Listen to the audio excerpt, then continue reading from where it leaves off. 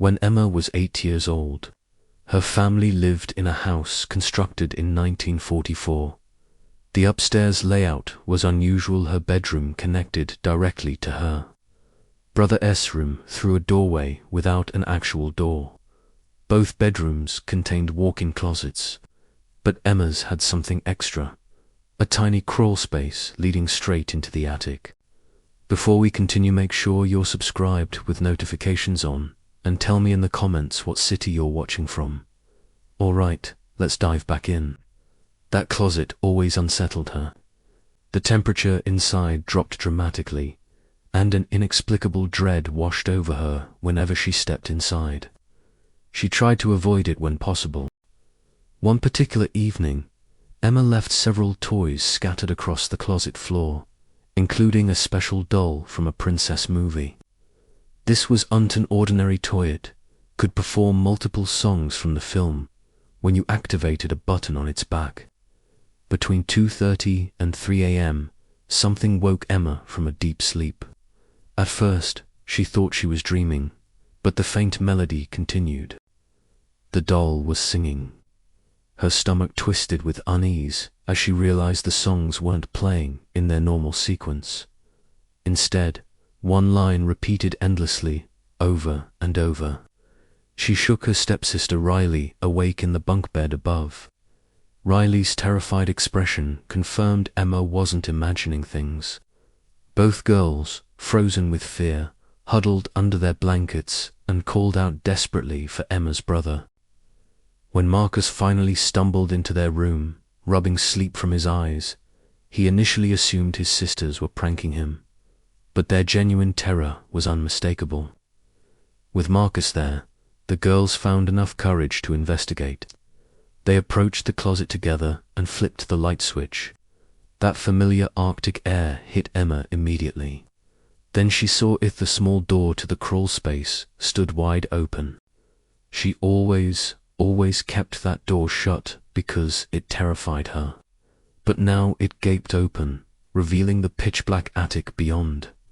On the floor below, the doll continued its endless loop. No one was touching it. The button wasn't jammed or malfunctioning. It was simply playing by itself. Marcus picked up the singing toy, and the three siblings stared at each other in bewildered silence. Emma's nausea intensified. "Throw it out the window," she whispered urgently. Marcus didn't hesitate. He launched the doll through the open window into the night. Not wanting to wake their parents, the children retreated to Marcus's room, where both girls spent the remainder of the night on his floor. The next morning brought an unwelcome surprise. Their stepfather had discovered the doll in the flower bed and brought it back inside. It sat silently on the kitchen counter. He mentioned it hadn't been singing when he found it either. When they explained the previous night's events to their parents, Emma noticed a flash of concern crossed her mother's face before she began offering rational explanations for everything. Emma believes her nightmares started that night. In the recurring dream, she returns to the house, opens the closet door, and hears crying. Peering into the dark attic, she sees a girl hunched in the corner, head bowed. That was Emma's first clear memory of inexplicable occurrences in that house, but it wouldn't be the last. Strange events continued, defying explanation. Years later, in her early 20s, Emma moved back and rented the house from her mother. At night, she'd hear muffled voices and shuffling footsteps directly above her downstairs bedroom right, where her old closet had been. Her 4-year-old son refused to sleep upstairs, no matter how much she tried to convince him. Jessica had always been fascinated by ghosts and the supernatural, believing she possessed some sensitivity to spirits. Despite her interest, she'd never experienced anything paranormal herself until a couple of months ago. Her friend Madison invited her to the family's lake house for New Year's Eve. Jessica had never visited before, though Madison had previously shared stories about paranormal activity there. At the time, Jessica had dismissed them as just stories. The lake house was compact, with only a few main rooms. Entering through the front door placed you directly in the main room, with stairs ahead. The upstairs contained an open kitchen flowing into a dining area, which led to a narrow hallway on the left. Madison's parents' room and bathroom were to the right. The hallway contained 2 small bedrooms where Madison and Jessica would stay. The entire upstairs had an odd layout where you could partially see into the kitchen from the hallway. With only one window at the far end, darkness settled heavily once the sun disappeared. The hallway held 3 spaces: a small room with a closet and TV, Madison's bedroom with its closet, bed and dresser, and a cramped bathroom at the end. All 3 rooms sat close enough together that sounds traveled easily through the thin, old walls. Jessica arrived on a Sunday evening around 7, when darkness had already swallowed the landscape. Madison had been there for several days with her parents and pulled Jessica aside almost immediately, looking pale. They needed to talk about what had been happening. After hearing Madison's experiences, they made what Jessica now considers a terrible decision. They drove to a tourist shop still open in town and purchased a spirit board. Initially, nothing significant occurred. The planchette moved slightly, but it felt like one of them was probably pushing it. They laughed it off and went to bed around 11. Jessica was exhausted from her 7 a.m. start and the long drive. Madison took her bedroom, while Jessica crashed in the small room with the TV. After texting her boyfriend goodnight, Jessica felt relieved that nothing weird had actually happened. Jessica sleeps heavily not, much disturbs her rest, but she vividly remembers waking to a low, guttural growl. Madison had a small dog, so Jessica initially dismissed it, patting her leg and whispering for him to join her on the bed. When it happened again, deeper this time, Jessica realized the sound was coming from inside the closet across the room. She shot upright, staring horrified at the closet door in the darkness. Then came a soft scratching at the door from inside like nails dragging down wood. Jessica was absolutely terrified, frozen in place, unable to move or call for Madison. But that would have been pointless anyway. Madison slept like the dead. Jessica forced herself up and decided to go to the bathroom, hoping she was just half asleep and imagining things. She carefully opened the door and stepped into the hallway. Complete darkness. Both parents were asleep downstairs. No one else was awake or moving. The house was silent except for the heater's hum. Then she heard it, a soft whistle, low and melodic, like something calling her closer. It came from down the hallway near Madison's parents' room. Jessica practically ran back to her room, wrapped herself in the blanket, and hid, pulling it over her head. She was close to crying, shaking under the covers, as nothing like this had ever happened to her before. Suddenly, she felt a hand on her foot, an actual hand, cold and firm, grabbing the blanket and violently ripping it off the bed. Jessica covered her mouth to keep from screaming, gasping slightly, trying to comprehend what had just happened. Her entire body went cold. She sat up, back pressed against the headboard, staring into the darkness, waiting for something else to happen. She didn't sleep the rest of the night, just sat there watching the closet and the door. Nothing else happened until morning. The next day was completely different and, honestly, worse than the night before. Jessica and Madison decided to watch movies all day.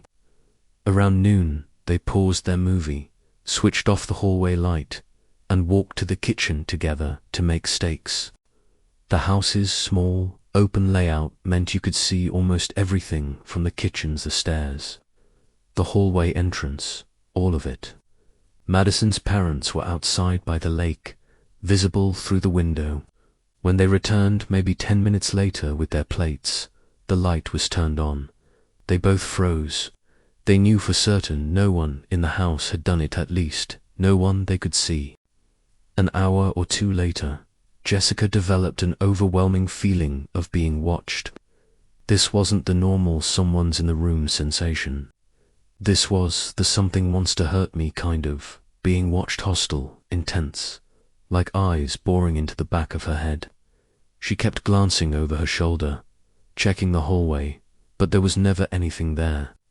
The feeling persisted for hours until more people arrived for the New Year's Eve gathering that night.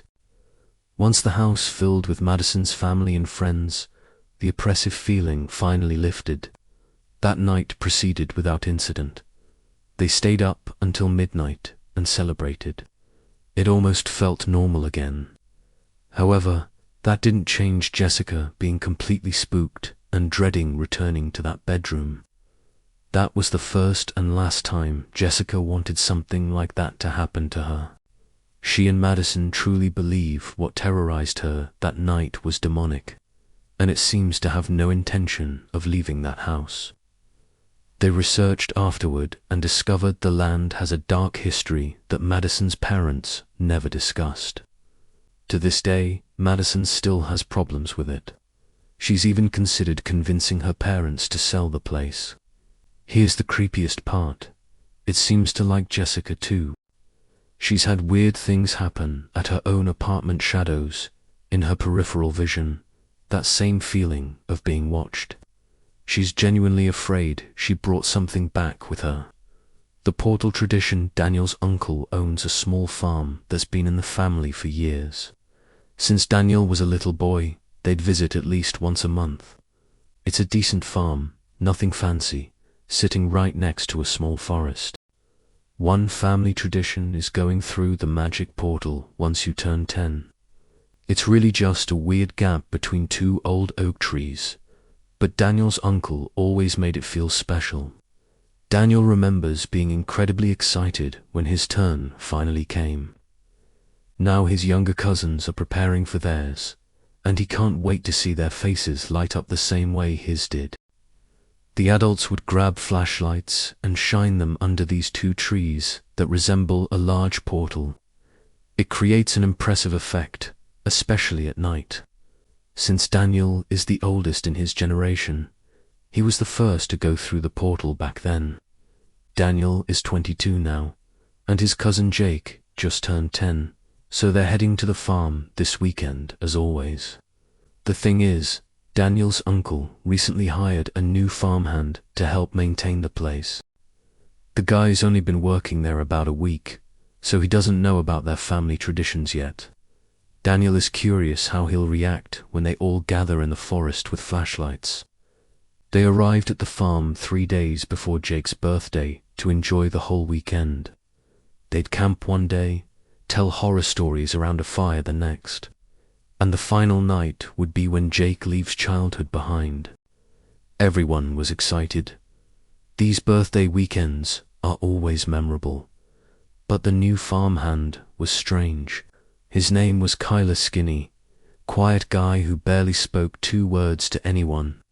Being friendly and outgoing isn't part of the job description, and he seemed competent. Daniel's uncle said he was reliable, punctual, and knowledgeable about animals. Still, there was something off about him that Daniel couldn't identify. The last night finally arrived. Around 6 p.m., they began organizing everything for the ceremony. While the kids played down at the river with some adults, Daniel, his uncle, and another uncle took horses and rode out with lights to set everything up at the portal. Of course, one flashlight was broken, batteries had leaked or something, while one uncle stayed behind positioning the other lights. Daniel and his uncle headed to Kyle's cottage to grab a spare from the storage shed nearby. Darkness was settling, and the place felt isolated. They could hear trees creaking in the wind as they approached his door. The door was locked, and Kyle wasn't around, but Daniel's uncle owned the place and had a spare key. As he opened the door, the room was a complete mess, clothes everywhere, papers scattered around. They also noticed some tools and equipment missing from the usual spot. While searching through the clutter, Daniel found a camera sitting next to Kyle's laptop on the desk. It wasn't his, but he figured maybe it was his uncle's old one. Call it curiosity or stupidity, but Daniel picked it up and turned it on to check. He probably shouldn't have gone through Kyle's stuff, but in the moment, it seemed harmless. At first, there were just photos of the forest, nothing unusual. But as he kept scrolling, things got creepier. Photos of the farm animals, horses, birds by the fence. Then pictures of the house from different angles, shots through windows into rooms, and then photos of his family. A picture of his aunt and mum talking by the porch. Photos of his sister hanging laundry, the kids playing in the pool, all taken without anyone knowing. Daniel's hands were shaking when he asked his uncle whose camera this was. His uncle looked over his shoulder at the screen and his face went pale. "That's Kyle's," he said quietly, and headed back to where the other uncle was waiting. They both decided not to tell anyone else, didn't want to ruin the night or scare the kids. They'd deal with Kyle in the morning, maybe call the police then. Everything went ahead as planned. Jake walked through the portal with everyone cheering him on. It was actually funny because he got so scared by the lights and shadows that he stumbled backwards. When they put him on the horse for his journey into adulthood, he had absolutely no idea how to ride properly, gripping the saddle for dear life while the horse just stood there. Everyone was laughing and celebrating, but Daniel kept glancing toward Kyle's cottage in the distance, wondering where he was. Morning came and Kyle was nowhere to be found. His cottage was completely empty. All his stuff was gone to the camera, everything. It was like he'd packed up in the middle of the night and vanished. Daniel's uncle was really worried because this guy had been taking photos of everyone, so he contacted the police right away and filed a report. But nothing really happened after that. Kyle never came back and they never heard anything about him again. To this day, they have no idea who he really was or what he was planning. It still creeps Daniel out thinking about those photos. The watched house. Olivia doesn't find her story scary, but after watching many videos, she realized what happened during all those years. In 2003, they moved into a house with her parents, a 30-year-old city house in front of a primary school. The hospital was a 5-minute walk away. Olivia never saw it as a home because she always felt watched. Sometimes she'd be in her room and hear her mum ask for her. But when she'd go downstairs, her mum would look confused and say she'd never called. The hallway always felt colder than the rest of the house. At night, she'd hear footsteps in the attic above her bedroom, even though nobody went up there. Her dog refused to go past the second-floor landing. She'd just sit there and whine, staring at something Olivia couldn't see. Olivia remembers way too well one afternoon when she was completely alone, having just returned from school and having a snack. In the kitchen was a retaining wall slim because one side was the passage to the dining table and the other was an open counter. She had her back turned to the dining room, reaching into the cupboard for cookies. That's when she heard it clearly, her mum's voice calling her name from upstairs. She froze mid-bridge. The house was completely silent otherwise. She called back asking what her mum needed. No response. Her heart started racing as she remembered both parents were still at work. She grabbed her snack and practically ran to her room, locking the door behind her. When she turned around, she saw her dad's smiling face as if he was hiding his body behind the wall. The eyes were completely white. Anyway, she thought she hallucinated. Except for the apparitions, the rest continued happening until she moved out the cold spots, the voices, the feeling of being watched. Olivia didn't forget anything, but she always blamed it on her creative mind, on being a lonely kid with too much imagination. Until last summer, when she went back to visit her parents who still lived there.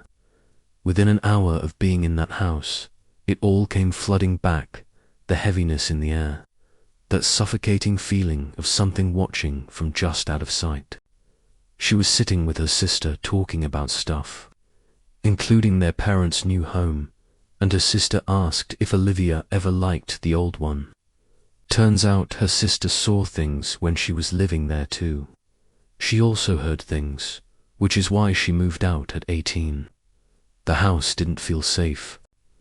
Her sister told her about shadow figures in her bedroom doorway at night, always just standing there watching her sleep.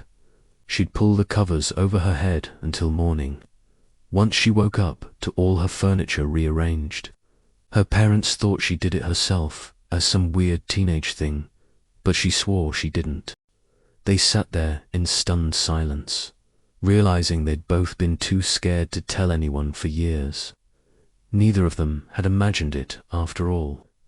Not their parents, not people visiting the house itself had this presence. This weight that pressed down on you the moment you walked through the door. Olivia's parents eventually sold that house and moved back to the countryside into a house that feels like a cottage. When she visited them there for the first time, she actually cried. The air felt light, breathable. She could relax without constantly looking over her shoulder. Her mum seems happier too, though she's never admitted anything was wrong with the old place. Olivia guesses this is why she loves watching ghost videos so much now. It's like she's searching for validation, proof that what they experienced was real. Every story she hears that mirrors their own makes her feel a little less crazy. Sometimes she wonders what the new owners are experiencing, if they feel it too. If this story moved you, hit subscribe with notifications on, and tell me in the comments what city are you watching from.